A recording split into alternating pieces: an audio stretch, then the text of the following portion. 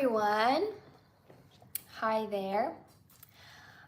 Today I'm going to answer the most frequently asked questions. And I'm gonna start with some personal questions so that you can know me better and maybe know who I am.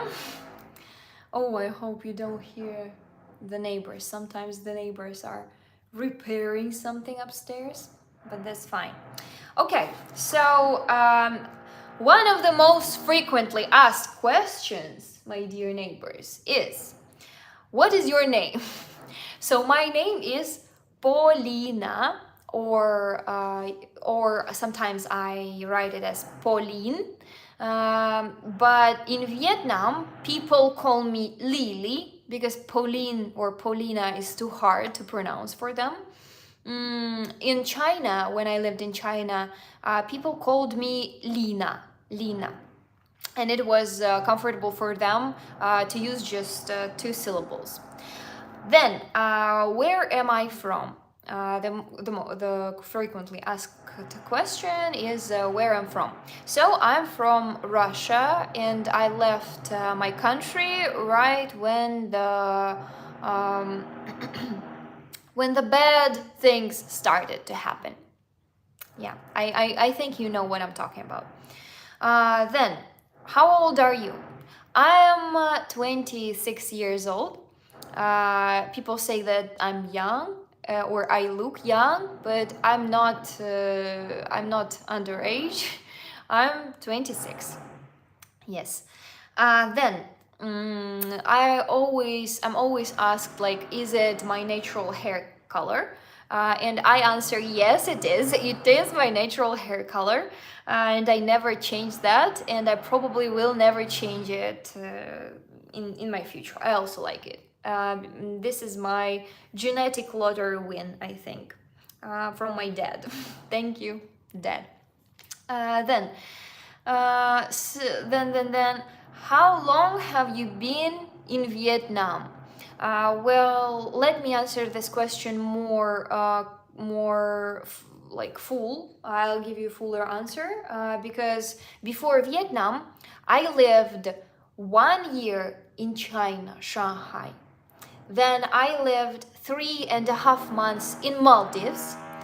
Then I lived 1 year in Thailand, and after that, I moved to Vietnam, and here I am staying for a little more than 1 year.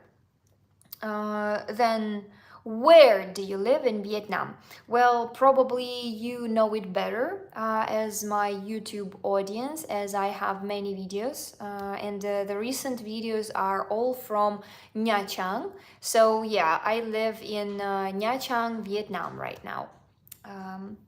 Then, let's go to the next block, and the next block is about nomad life and traveling. The first question was, how did I adjust my life to living in a foreign country, and what difficulties did I have?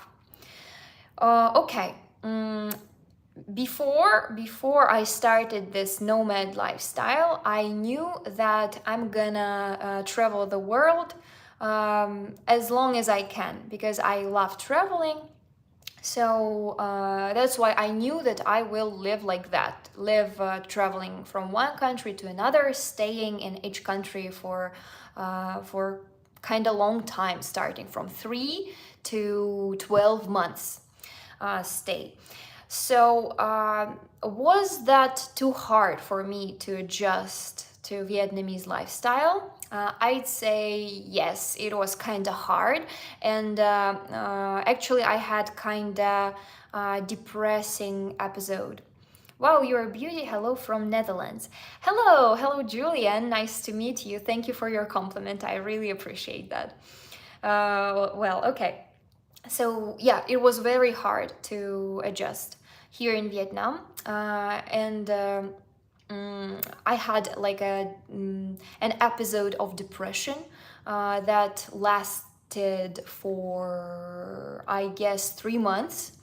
Uh, but people helped me and psychologists helped me with that. Actually, my friends, they were talking to me, and I realized that sometimes it's not that easy to stay for such a long time in different country, far, far away from your family.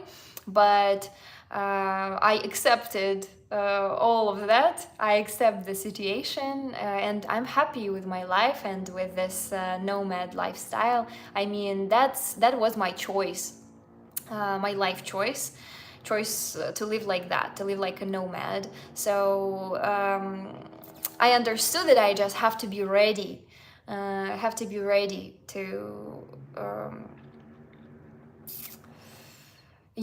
to understand the culture and to feed in this culture. However, one of the main difficulties about Vietnam, and actually any Asian country, for me, looking like European, Russian, anything, uh, that I just don't look like Asian. So every time I'm here, they always understand that I'm not local. Obviously, I'm not a local in Vietnam or in China or Japan or Korea or whatever, Thailand, and that's why I'm always like a rebel. Is it okay to say a rebel? Let me check the vocabulary. I'm sorry, English is not my native language. Yeah, fake it till you make it, as they say, right? Okay, let me check. Изгой. Outcast, yeah. I always feel like outcast in Asia, as my appearance doesn't match the Asian appearance. Yeah, and also one of the hardest questions and problems here in Asia for me is food, as my something I got used to is just not sold here. Well, I don't think you know kefir. It's kind of dairy product. It's a sour dairy product, and back there in Russia, I used to drink this sour drink every day on my daily basis. But here I just cannot do that because it's impossible to buy. Well, in Nyachang, where I stay now, there are many Russian expats, immigrants. So some people, they make Russian style food, and we use that. We go there to the Russian shops and buy some Russian style food. And just wait a second. I'm gonna show you the Russian side dish that we always eat.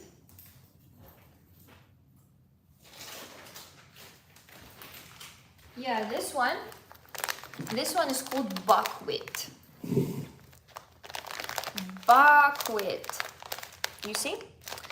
And this thing, no one except Russia eats this, but we do.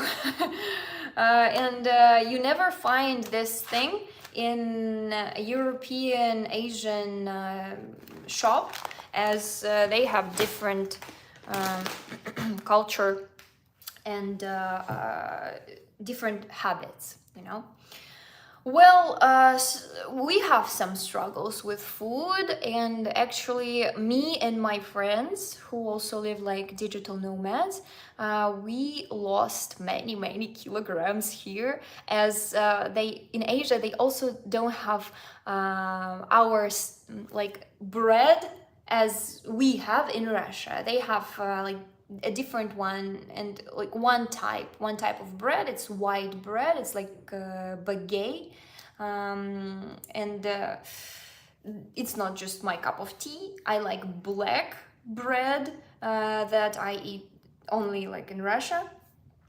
So yeah, food is kind of hard. It's hard to make yourself eat something different, something different. So the rest was actually fine, and the language barrier is not that scary as now artificial intelligence AI is very developed. So many people use AI instead of Google Translate. It's even better and more convenient, comfortable to chat, to talk to people using ChatGPT or whatever. So language barrier is kind of not a problem. However, people in Vietnam, and I noticed that people in Thailand, in China, they don't really speak English. And when I lived in China, thankfully I knew Chinese, because back then we didn't have any AIs. So there was kind of problem to communicate with people. So yeah. All right. Next question: pros and cons of life in Vietnam. What did I expect and what I didn't expect? About pros and cons, let's start with something positive. So basically, the advantages of living in Vietnam are: number one, affordable life. I mean, the rental fee here is quite low, and you can get like an apartment, a good apartment, fully furnished, for the price of 300 $400 per month with a sea view. So can you imagine, you can get an apartment with a sea view for that price? Hello, hi. Yeah. Then the second advantage is the climate and nature. So basically here you like never have to wear heavy boots or really like warm clothes. I mean jackets or fur jackets, whatever. Hi there. Nice to see you here. Where are you from, guys? Where are you from and what's your name? Nice to see you here. I'm a digital nomad and I'm just talking about living in Vietnam and living like a nomad, about advantages and disadvantages. Yeah. As for advantages, more advantages. Well, actually, before I told you that was really hard to get used to Asian style food, but specifically talking about Vietnam, in Vietnam, food is quite good comparing to Chinese or to Thai food. As in China or in Thailand, they eat a lot of spicy, a lot of oil. And in Vietnam, actually, they prefer more simpler food, plainer food, without that much spicy, without that much oil and fat. And I love it a lot. So, among all cuisines in our world, I think Vietnamese cuisine, Vietnamese food is more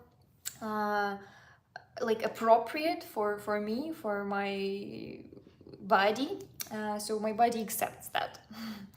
Thumbs up. Well, as for another advantage, I would name that the country is quite welcoming. So it's not fighting with migrants, but there are many people who come live here in Vietnam. But they respect people from other countries.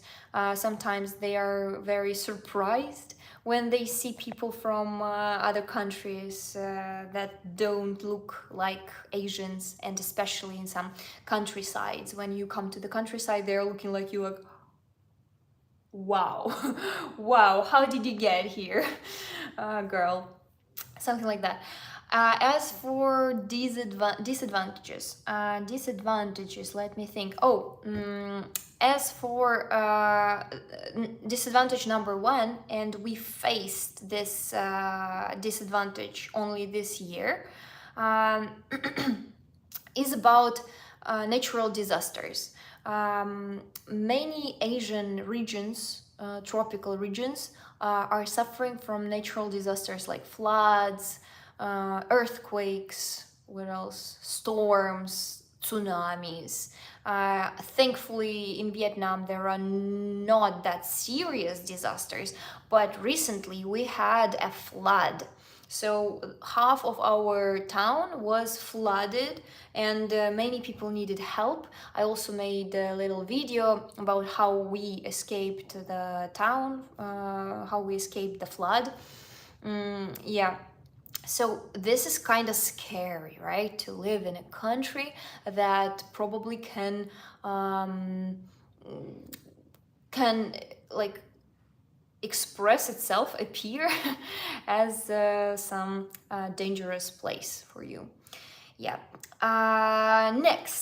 Next disadvantage about Vietnam is that, as I already told before, if you look like European, you never assimilate 100%. Even if you speak Vietnamese, even if you speak local language, you will always be an outcast for them.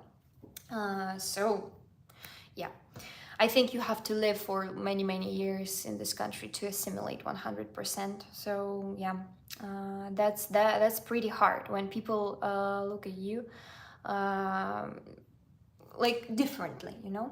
I'm from Vietnam. Oh, hello. I'm talking about Vietnam now.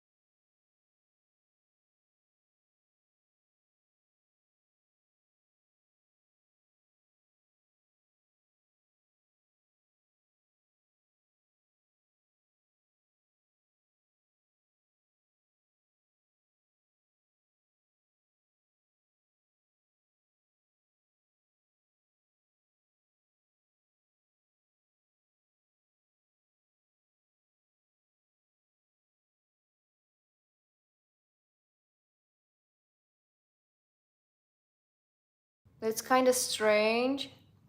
You have really beautiful eyes. Thank you. Thank you so much. So, I think I'm just going to look at you with my beautiful eyes and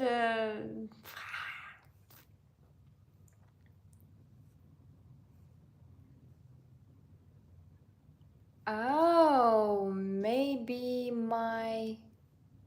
No. No. What is the problem?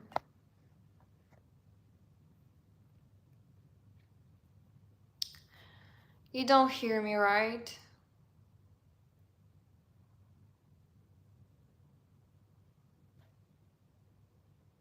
That's too bad. Wow! Amazing! Amazing! Crazy. Okay, so thank you for your compliment. I'm so happy. That's nice. I will try to speak slower. I'm happy. I'm happy. Thank you. Yeah. Well, next, we were talking about life in Vietnam, about advantages and disadvantages of living in Vietnam. Uh, Poquito inglés. Yeah, I know. Yo puedo hablar poquito español. Yo amo español mucho. Yo voy a estudiar español, mm, hablar español fluently. Okay, sorry. Then, let's just talk about being te salió bien. Okay. Thank you. Gracias. Muchas gracias. So, about being a nomad, I also wanted to tell you about how does digital nomad's life looks. What does it look like? How does it feel like? So it feels like there is never a stability. So you're basically always in a movement. And one of my dreams is to buy a van, a house on the wheels, and travel with my dog, with my man, and with my friends, travel around the world, and yeah, keep on filming, making some content, and looking at beautiful places. So yeah, I think I'm a digital nomad, right? Like до мозга костей, to the core. I'm a digital nomad to the core. I mean, I just love this lifestyle. I love being always flexible, always moving, always traveling, changing countries, changing locations. And if you'd like to become a digital nomad, of course, I'd recommend you first to find a remote job that you can actually do from any part of the world. And it's better if this work doesn't have a time schedule, time limits. So it's better to have some flexible job, flexible hours, because there are many time zones in our world, right? So if you depend on some time zone, then you probably cannot go to the country with a huge time difference. You know what I mean? And for me, for now, I just cannot go to Mexico or Latin America because the time difference is too big. But I'm working on that, and probably sooner or later I can unlock these countries and also go there, do some content there.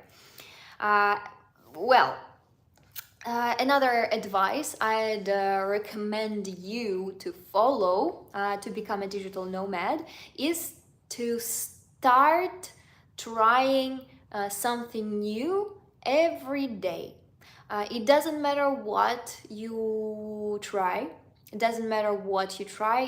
It only matters that it's something new for you. Maybe it's food, maybe it's a place, maybe it's a new friend or new hobby, anything that helps your brain to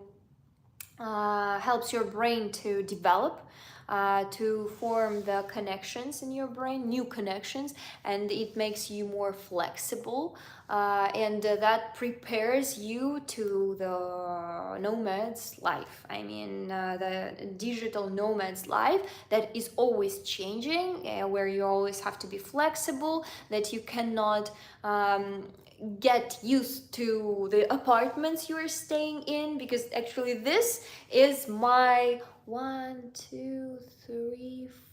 fourth or fifth house I've changed in a year. So you understand, like, you can change the places like in a year several times, and you have to just be ready to always move, and to not settle down for now. Yeah, this is the digital. But actually, I think if you have this mindset, then probably you won't have any problems, any depressing episodes, any hard times. Uh, usually, usually it's more joy and happiness to live like that, for me personally. And I think that people with the same attitude and with the same mindset, they also would feel like me, feel more happier than sad. You know what I mean? Okay. Then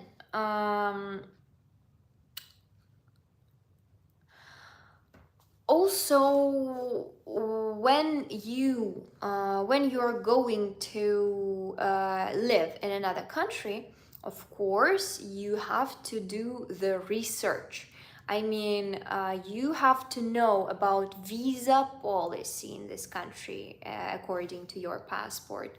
You have to know and understand the culture, the rules, the even the science, the hand science. As you know, in Vietnam, cross fingers are a bad sign. You cannot show that in Vietnam, because it means woman's vagina. So no. And you have to know that. You understand.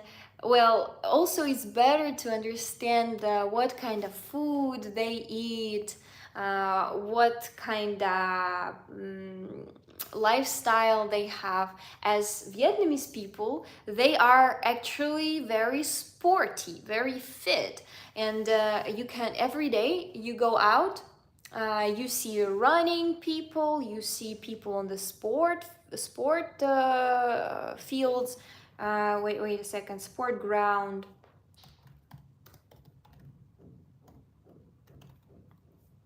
Yeah, sports ground.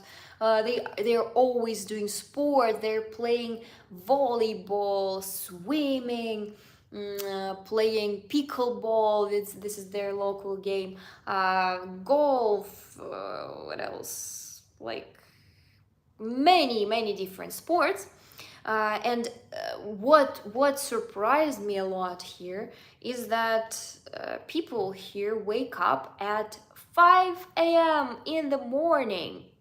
5 a.m. They're already out there in the streets. Isn't that crazy?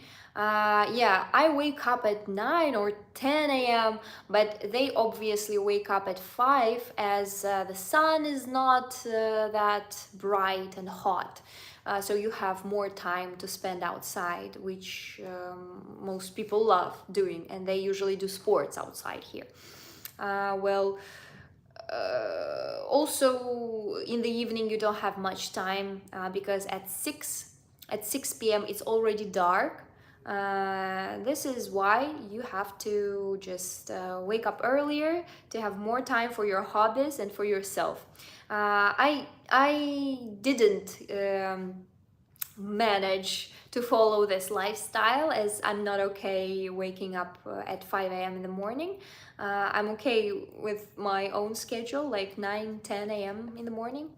Yeah, but Vietnamese people are fresh and brave to wake up that early. I just don't understand how they do this. Maybe they just go to sleep at 9, 10, or 11 at night.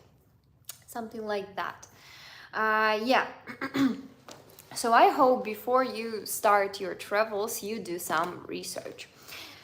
Then, also as for the research, you should know what applications do they use in this country. For example, for Vietnam, there are several must download applications. One of them is Grab. This is all like taxi, this is food delivery. This is all. Also, you can, I think, buy some train or bus tickets there. So this is must download one, Grab. The next one is Lazada and Shopee. These are two shopping apps. Also, by the way, if you don't use TikTok, you can download TikTok here and use TikTok Shop, as the price is there even lower than on Lazada or Shopee. However, the prices everywhere are quite low, so you can buy some good stuff for a really nice price. Which is great, especially clothes. We buy many clothes here, as it's cheap and quite a good quality. There is a town that's called Hoi An, which is near Da Nang, and it considers as like tailor's town. I mean, they sew clothes there. You can also order some clothes to make according to your measurements, to your parameters, and get some good stuff for a nice price. But local people say that in Hoi An, many people just cheat and lie to poor tourists, but you just have to be smart and see what have you already seen out there in the Vietnamese market, and what you haven't seen, what is unique. So that's that thing that's unique.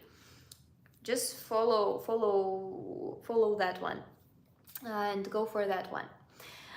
Yeah, what else? Oh, as for funny or strange things that I cannot get used to, for example, men here in Vietnam, that would be kind of embarrassing, but I would say that they never hide to pee, I mean to go to the toilet. They are always peeing everywhere outside in the street, and it doesn't matter if there are people walking, if there are anyone around. I think they just make everybody to do like this, or to look another direction, or they just hope for that no one is gonna watch them peeing, look at them. Yeah, of course, no one wants to do that, so no one's looking, but this is disgusting. I cannot get used to it.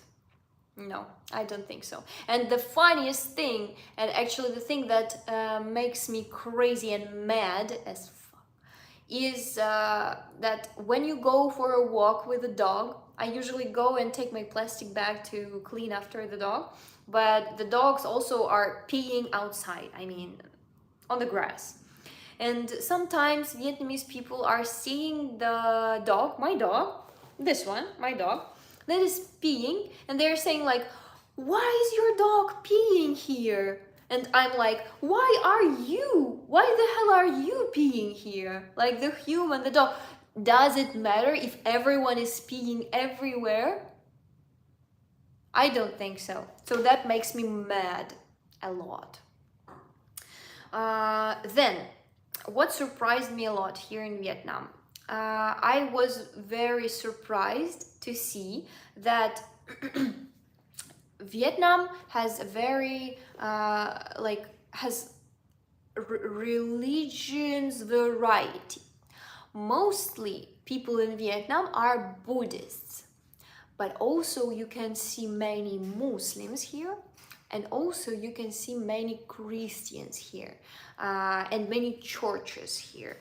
Well, I don't know if those are for Vietnamese, for locals, or for more for people who come for traveling.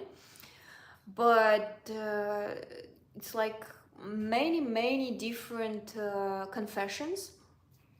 Can feel quite comfortable here, but most of Vietnamese are Buddhists, and each house in Vietnam has their like Buddhist altar. It looks like either a little or even big box with Buddha and with some candles, essences, like this sticks that smell, the stick that you put on fire and it smells nice. How to call this? Благовония. Aromatic sticks. Yeah, aromatic sticks. And also they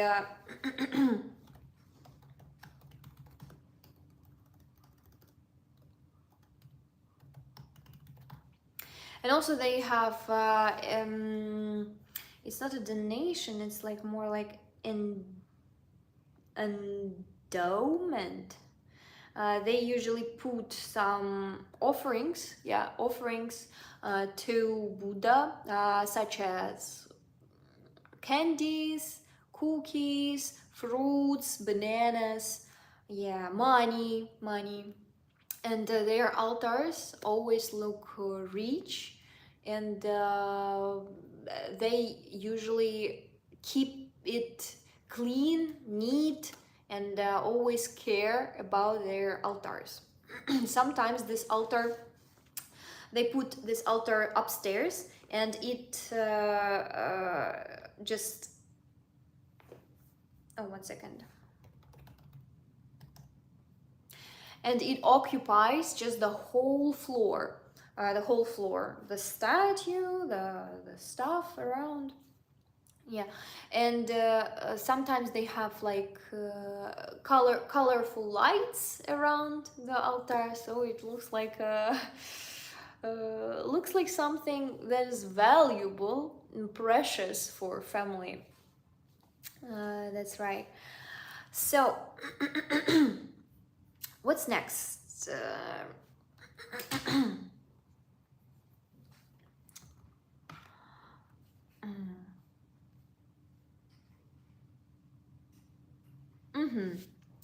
As for digital nomads' habits and rituals, well, some rituals that can help to deal with lifestyle. Of course, you never have stability, but you can follow the routines that help your brain not to feel scared so much. And for me, those routines are daily yoga. This daily routine of yoga routine helps me to stay calm, to stay calm, my mind stay calm, my body feel good after yoga, after some sports. The next ritual from my routine is actually exploring the country and the city or town I'm in. So I'm always trying to find some new places that I've never visited and put them on my list, and step by step going going to those places one by one. Sometimes filming videos there. Uh, what else? Yeah, of course, if I cook my local food, my food at home, this also helps me to calm down, to remember about my family, my culture. What's going on with my dog? Что такое? Что такое? Жарко? Иди пей. Иди пей, если жарко.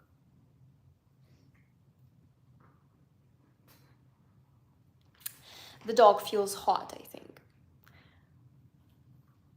Пей, иди пей. Go drink. Go drink. Drink.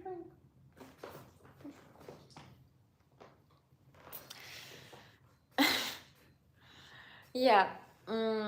Of course, what also helps me to stay calmer, to feel safe, is friends and this dog. This is my dog, and it helps me to feel more like home.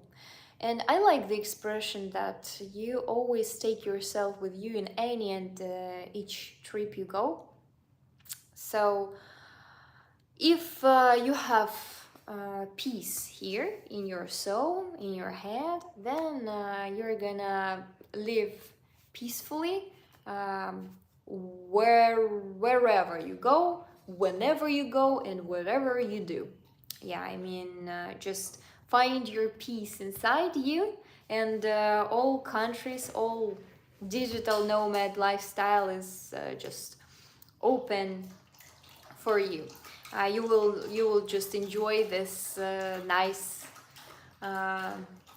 period of your life, let's say. Of course, I'm planning to settle down someday. I don't know when exactly. However, someday I should, and I still don't know the country I'm gonna settle down. I'm not sure if it's gonna be Vietnam, and I think it's not gonna be Vietnam, but we'll see. We'll see. Anyway, thank you for joining my live stream. I'm trying to do regular streams, like every day actually, trying to do that every day.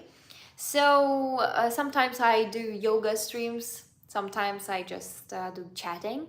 If you like the vibe, you can just follow my channel and join my streams. Thank you, people, for being with me. My dog also says thank you. He also says thank you, and we are saying bye bye. Thank you for staying with me. Bye bye.